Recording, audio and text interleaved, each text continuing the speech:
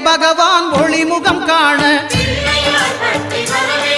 அங்கு கற்பக தருவின் நெற்றியில் மலரும் சூரிய பகவான் ஒளிமுகம் காண அங்கு கற்பக தருவின் நெற்றியில் மலரும் இருளை விலக்கி உலகை எழுப்பும் ஞாயிறு அங்கே குடியிருப்பான் அவன் ஆனை முகத்தனின் அடியவர் மனத்தில் ஒளியாய் வந்து கொலுவிருப்பான்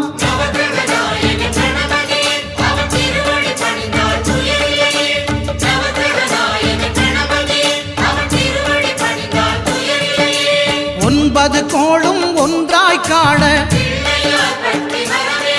அங்கு கற்பகம் என்னும் கடவுள்